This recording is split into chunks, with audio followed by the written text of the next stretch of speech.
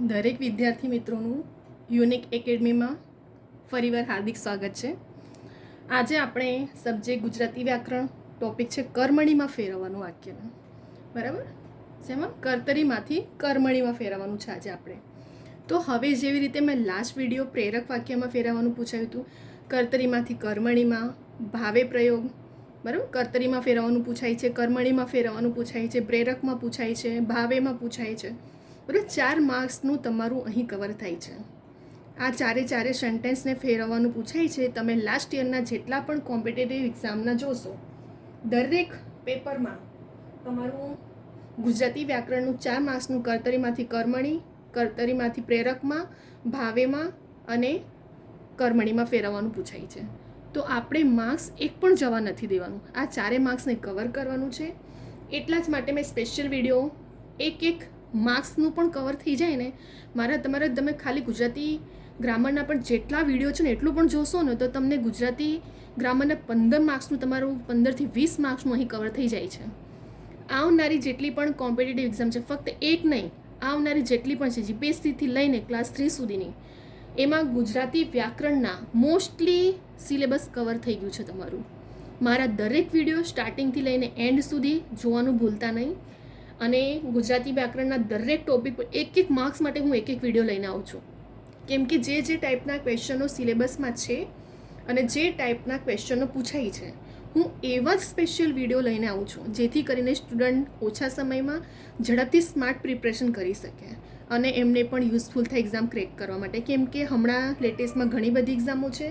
તો આપણે મારા દરેક ગુજરાતી વ્યાકરણના તમે ખાલી વિડીયો જોઈ લેશો ને, તો તમને 15 થી 20 માર્ક કવર થઈ જશે, એટલી ગેરંટી છે.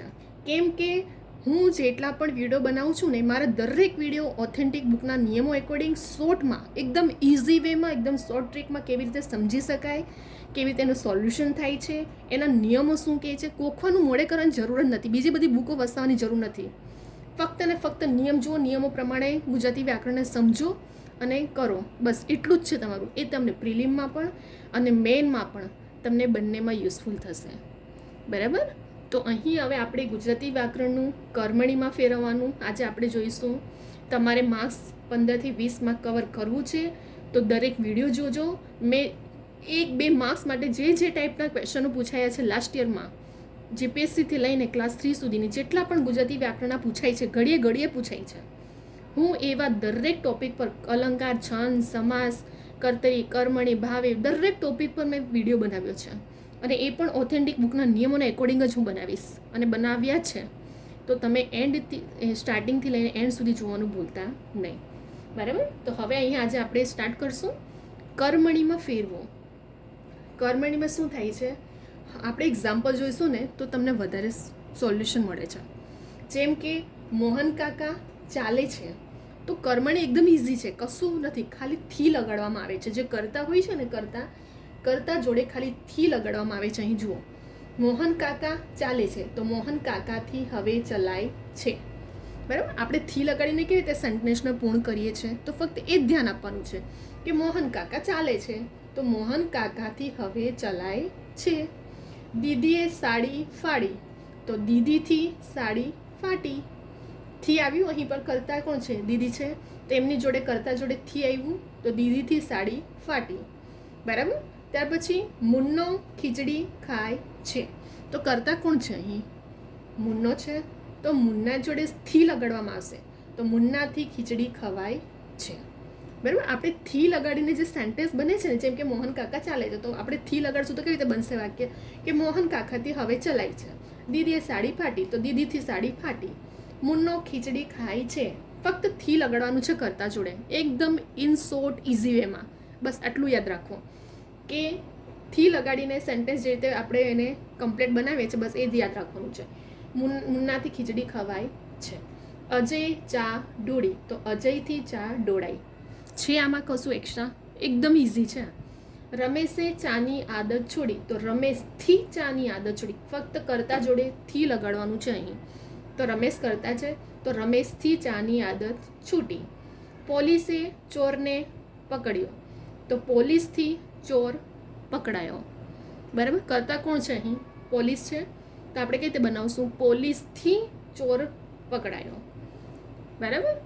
બા માથું ઓળે છે, તો બાથી માથું ઓળાય છે. શું થયું અહીં નવાઈમાં શું આવ્યું કે બા શું છે, કરતા છે, તો બા પોતે ઓળે છે, તો આપણે કઈ રીતે બોલશું કે બાથી માથું ઓળાય છે. થી લગાડીને વાક્ય બનાવવાનું. મુન્નો દવા પીશે, તો મુન્નાથી દવા પીવાશે. બરાબર. શું બને છે? મુન્નાથી દવા પીવાશે. બસ એટલું જ છે, બીજું કશું નથી આમાં. કે મુન્નો દવા પીશે તો મુન્નાથી દવા પીવાશે. બરાબર. તો અહીં આપણા 8 ક્વેશ્ચનમાં કંઈ પણ એક્સ્ટ્રા હતું? કંઈ પણ નહીં. ફરક શું હતો?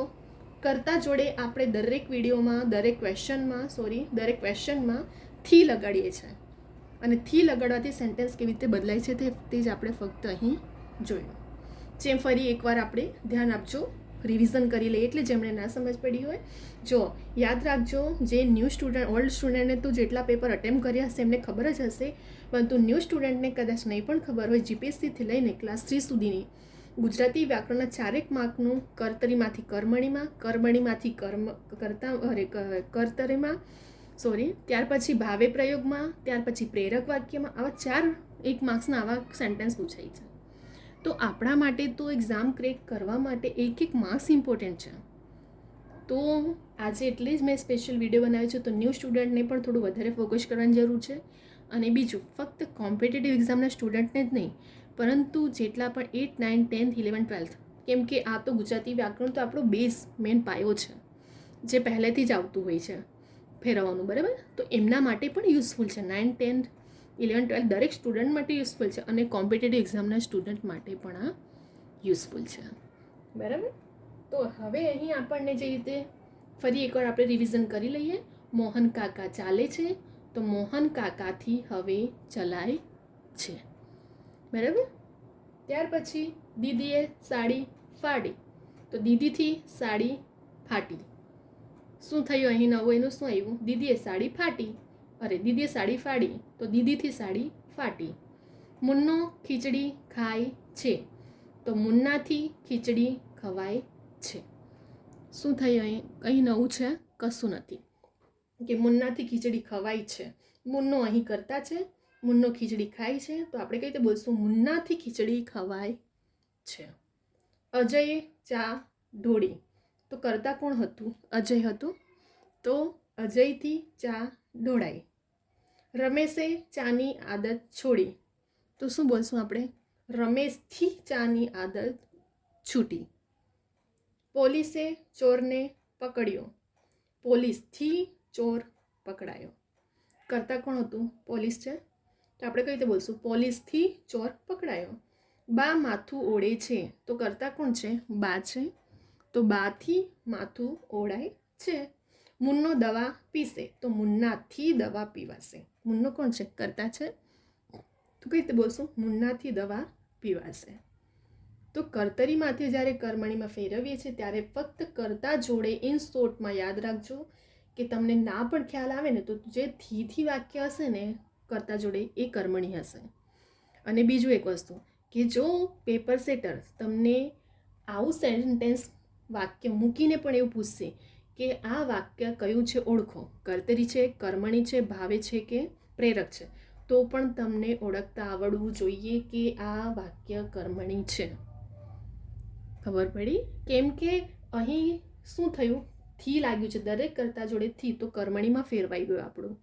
તો એવી રીતે તમને પેપર સેટર જો કન્ફ્યુઝ કરવા માટે પૂછે કે ફક્ત આવા જ વાક્ય નહીં, આવા વાક્ય પણ મૂકીને તમને 4 ઓપ્શન આપી દેશે કે આ વાક્યને ઓળખો, તો આપણે 4 આપી શકીએ છીએ કે કર્તરી, કર્મણી, ભાવે કે પ્રેરક. તો પછી આપણને ખબર હોવું જોઈએ કે આ કર્મણી વાક્ય છે.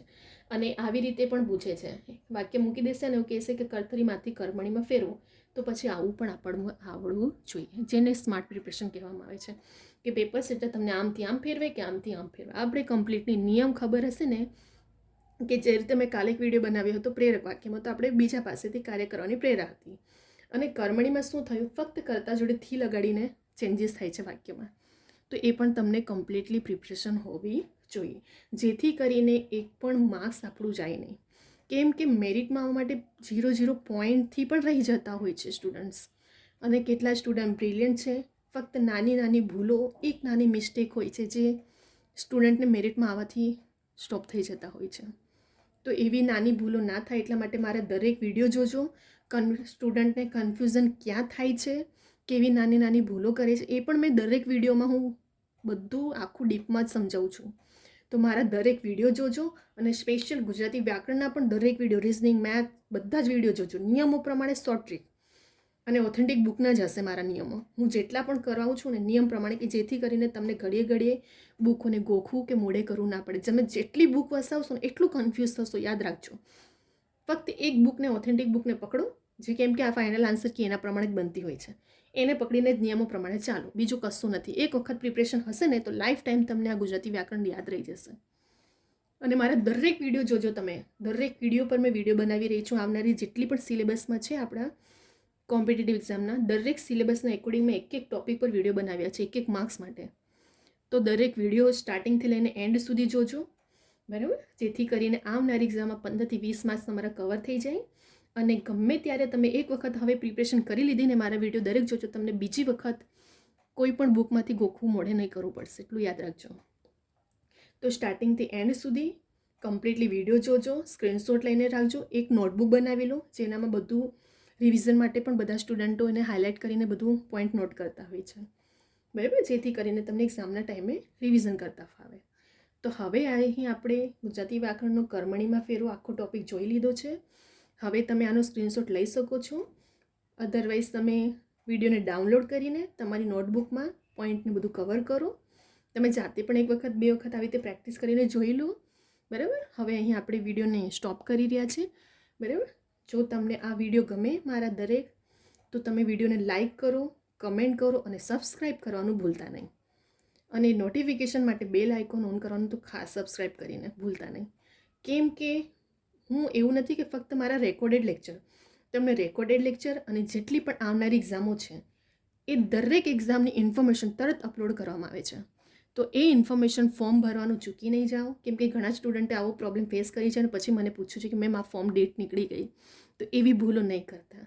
જેટલી પણ આવનારી એક્ઝામ છે દરેક લેટેસ્ટ ઇન્ફોર્મેશન અપડેટ કરવામાં આવે છે મારી યુટ્યુબ ચેનલ પર. અને એક મારી કવિતા યુનિક એકેડમી ઇન્સ્ટાગ્રામની આઈડી છે, તમે એને પણ ફોલો કરજો. એના પર બધી ઇન્ફોર્મેશન પણ તમને અપડેટ કરવામાં છે. કોઈ પણ ક્વેશ્ચન ક્વેરી હોય એક્ઝામ રિલેટેડ, દરેક સ્ટુડન્ટ મને પૂછતા હોય છે, તો એમને સોલ્યુશન પણ મળતું જ હોય છે, બરાબર. તો ફોલો કરવાનું ભૂલતા નહીં. અને મારી યુટ્યુબ ચેનલ માટે જેટલા પણ રેકોર્ડેડ લેક્ચર છે અને જેટલા પણ અપડેટ છે કરંટ અફેર રિલેટેડ કે ઇન્ફોર્મેશન એક્ઝામના રિલેટેડ, કે પછી મારા રેકોર્ડેડ લેક્ચર આવનાર એક્ઝામમાં તમને ક્રેક કરવામાં બહુ યુઝફુલ છે, બરાબર. તો સબસ્ક્રાઈબ કરવાનું ભૂલતા નહીં અને લાઈક કમેન્ટ કરજો. કેટલા સ્ટુડન્ટ છે જો કોચિંગ એફર્ટ નથી કરતા, ઘરે જાતે પ્રિપરેશન કરતા હોય છે, તો એમને પણ યુઝફુલ થશે જો તમે બીજા તમારા ફ્રેન્ડ્સને શેર કરશો તો વિડીયો, બરાબર.